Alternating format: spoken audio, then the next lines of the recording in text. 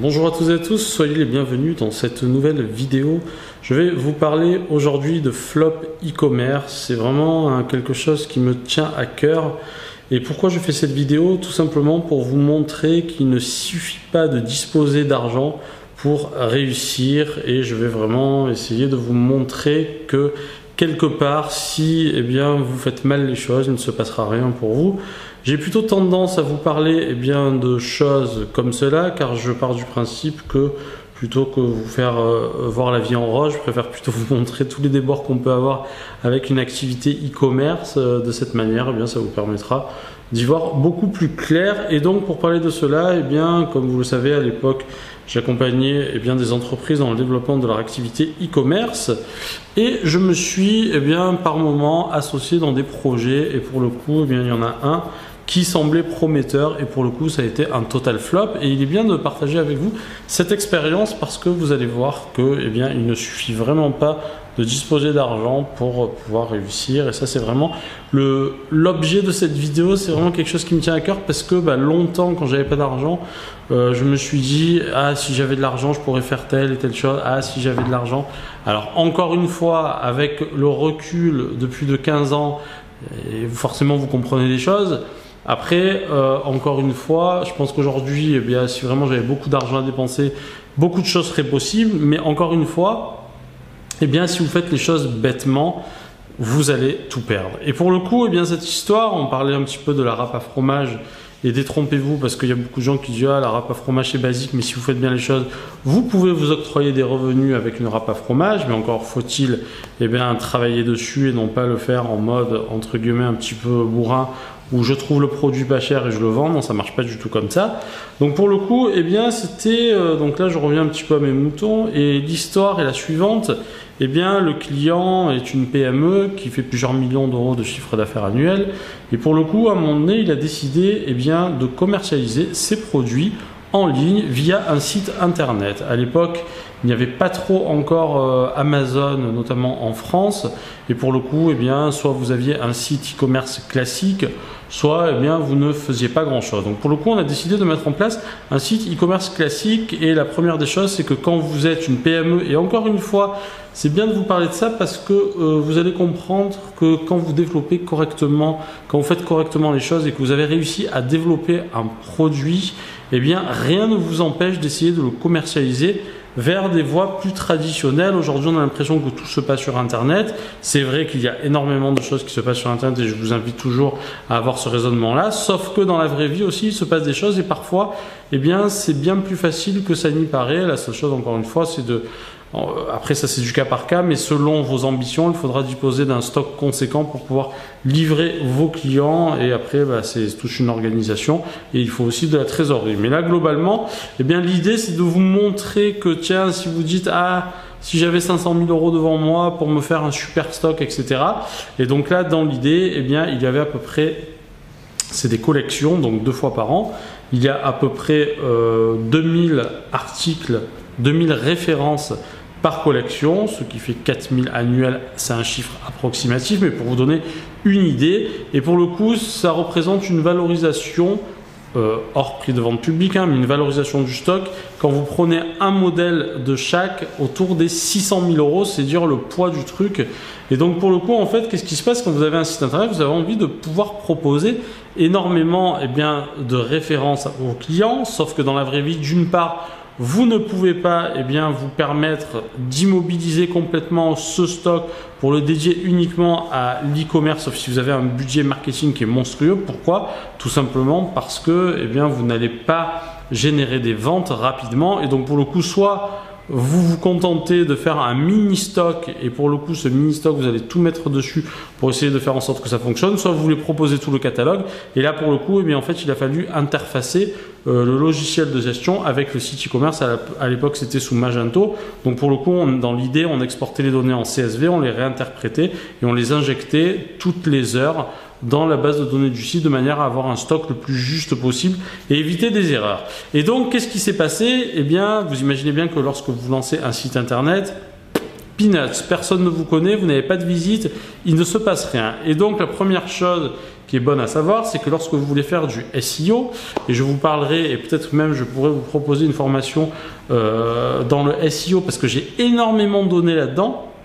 Mais la seule chose que je veux vous dire par là, c'est que ne comptez pas obtenir des résultats avant 6 mois, 1 an, si vous voulez réellement être bien positionné, à moins encore une fois de moyens monstrueux ou de faire un buzz. Mais globalement, la plupart des gens, eh bien, commencent de la manière la plus traditionnelle possible. Vous créez votre site, vous mettez vos produits, vous optimisez vos fiches et vous espérez que le Saint Google indexe votre fiche, vos fiches produits correctement et votre site de manière à pouvoir remonter dans les classements, sauf qu'il y a une compétition derrière qui est importante et ce n'est pas comme ça que vous allez générer des premiers revenus. Donc pour le coup, qu'est-ce qu'on a fait? On a mis en place des campagnes Google AdWords et donc pour le coup, eh bien à l'époque, le coût par clic était un peu moins cher. Aujourd'hui, on est quand même autour, j'ai remarqué, c'est une tendance globale, on se situe souvent autour des 0,50, 0,70 euros le clic, donc c'est cher. Et pour le coup, vous avez intérêt à convertir très rapidement en sachant que le taux de conversion moyen de l'e-commerce français est autour des 1,67%, ce que je trouve déjà super bien si vous arrivez à faire ça. Il y en a qui font plus, il y en a qui font moins, mais moi, d'après tout ce que j'ai pu observer, on se situe plus autour des 1,2, 1,3. Donc pour le coup, qu'est-ce que ça veut dire? Ça veut dire que eh bien, si vous vendez des produits à 40 euros et que le coût de transformation vous revient à peu près donc 70 euros 100 clients, si vous faites une vente et demie, eh bien pour le coup, en fait, vous n'allez rien gagner, tout simplement. Et donc, qu'est-ce qui s'est passé? On a investi eh bien, dans des budgets marketing, on a même fait appel à des sociétés spécialisées dans la conception de pubs AdWords. Pourquoi? Tout simplement parce qu'à un moment donné, je me suis dit, tiens, ok, je sais faire des campagnes AdWords, mais peut-être que j'ai pas assez approfondi, que je fais mal les choses. Donc, on a fait appel à 2 sociétés. La première, eh bien, elle facturait ça pas très cher. Et je me suis dit, tiens, si ça se trouve, ça peut faire des campagnes AdWords. On va prendre une deuxième qui, elle, pour le coup, eh bien, c'était une agence parisienne. Elle nous facturait 1500 euros par mois. Hors taxe, plus 10% des sommes investies dans les campagnes. Donc, vous imaginez bien que quand vous mettez cette somme-là, vous vous attendez à un retour sur investissement, sauf que pour le coup, peanuts, ça n'a pas du tout marché et résultat des courses, au bout d'un an, on a arrêté le site parce que le site a fait 15 000 euros de chiffre d'affaires. Et donc pour le coup, qu'est-ce qui s'est passé? Eh bien, il fallait réactualiser le site tous les 6 mois, shooter en moyenne 12 000 photos tous les 6 mois, c'est dire le travail. Donc on faisait des imports en Excel pour créer les fiches produits beaucoup plus rapidement, mais ça a été un travail monstrueux qui n'a absolument rien donné. Alors pourquoi je vous parle de tout ça? Tout simplement pour vous dire que si vous ne faites pas l'effort, et ce site-là, en revanche, eh bien, ce qui manquait, il manquait de l'âme dans les produits. Les produits n'avaient pas d'âme, c'était des produits assez basiques. Et pour le coup, eh bien, sans âme, c'est un petit peu compliqué dans un univers qui était assez compliqué. Et bien, pour le coup, ça, on a fait à peu près 15-20 000 euros de chiffre d'affaires annuel. C'est juste ridicule. Donc, de ma propre personne, j'ai dit, moi, j'arrête tout. Je continue pas ainsi parce que ça a été du grand n'importe quoi. Et l'idée vraiment de cette vidéo, c'est de vous sensibiliser sur le fait qu'il ne faut surtout pas croire que parce que vous allez avoir de l'argent, vous allez pouvoir faire un stock suffisant, vous allez gagner de l'argent. C'est complètement faux. C'est la raison pour laquelle je vous invite toujours à prendre du recul et à réfléchir. Ne faites pas les choses bêtement. Et disons que là, je suis en train de vous préparer une formation. Ça va prendre du temps parce que je constate qu'il y a énormément, là, on va dire 80 à 90% des gens qui se lancent dans cette aventure n'ont pas compris des choses fondamentales, ce qui fait que eh bien, parfois vous prenez pas le bon chemin. Donc pour le coup, je suis en train de préparer quelque chose. Là, ça va me prendre vachement de temps parce que du coup, je pourrais le faire à l'arrache, hein, comme le font la plupart des gens, mais moi j'aime bien faire les choses on va dire de façon qualitative. Donc pour le coup, mais en fait, je suis encore parti dans un délire là. Je sais pas combien de temps que ça va prendre, mais je vous préviendrai pour vous faire comprendre et vous sensibiliser sur ce qui est le plus important lorsque vous créez eh bien, une marque. Et il y a peu de gens qui l'ont compris et c'est fort dommage parce que quand vous faites bien les choses, eh bien, vous mettez des pions pour maintenant, pour dans 6 mois, pour dans 1 an, pour dans 5 ans, pour dans 10 ans et pour plus. Donc c'est fondamental de ne pas faire l'erreur du débutant qui consiste à croire que tiens, eh bien, j'ai mon stock, j'ai mon site internet, super, bah, je vais faire, à l'époque, la personne m'avait dit, on va faire à peu près 1 million d'euros avec le site. J'ai dit, oui.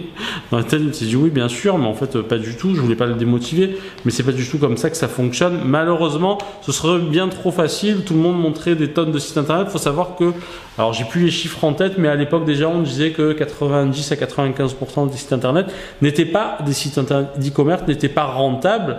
Pourquoi? Ben encore une fois, parce qu'il y a trop de gens qui croient que parce que c'est sur Internet, parce que vous allez eh bien, mettre en place votre petite boutique Shopify où vous allez vendre vos premiers produits sur des marketplaces, c'est suffisant pour bien gagner sa vie. Ben non, ça ne marche pas du tout comme ça. C'est un vrai travail, un vrai métier qui implique beaucoup de choses. Et pour le coup, eh bien, je suis là pour vous rappeler un petit peu à la vérité. Donc voilà, dans cette vidéo, c'était vraiment pour vous sensibiliser sur le fait que ça ne marche pas tout à fait comme vous pouvez l'espérer pour diverses raisons. Et le but ici, c'est vraiment de vous sensibiliser et de vous faire comprendre que si vous vous lancez là-dedans, il ne faut pas faire les choses n'importe comment. Voilà. Merci pour votre attention. Je vous dis à très bientôt pour une nouvelle vidéo. Et donc, certains me l'ont demandé. En effet, eh bien, je pensais pas que les vidéos étaient regardées jusqu'au bout. Donc ça, c'est une très bonne chose. Merci pour les personnes qui regardent les vidéos jusqu'au bout. Et pour le coup, la petite citation là, moi j'adorais ça, mais pour le coup, j'avais l'impression que c'était pas trop suivi.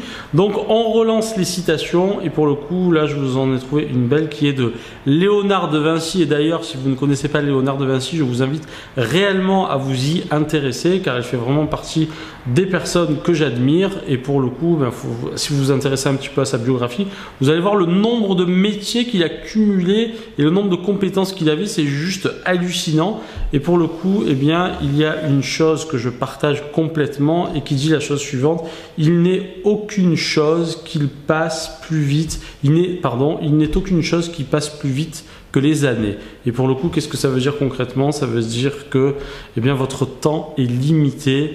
Donc encore une fois, lorsque vous réalisez cela, essayez de comprendre que vous n'avez pas de temps à perdre. Donc si vraiment vous avez envie de faire quelque chose, faites-le, allez-y à fond, parce que le temps passe malheureusement beaucoup trop vite. Ne vous limitez pas. Pardon, voilà, pour le coup, je n'avais pas mis sur le mode avion. Donc ça, par exemple, voilà, petite chose particulière de faire une vidéo comme ça, j'ai oublié de mettre le mode avion.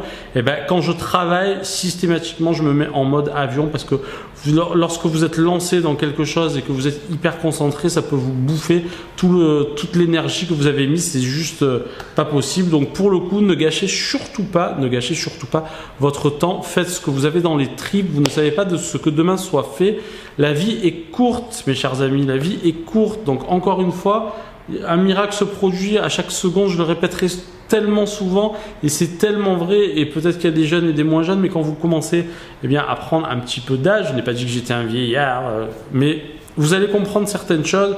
Et pour le coup, je vous invite vraiment à avancer très rapidement dans vos projets, dans vos entreprises, et ne vous prenez pas la tête pour des bêtises, parce que au final, il y a beaucoup trop de choses qui sont futiles et sur lesquelles vous vous arrêtez de manière totalement inutile.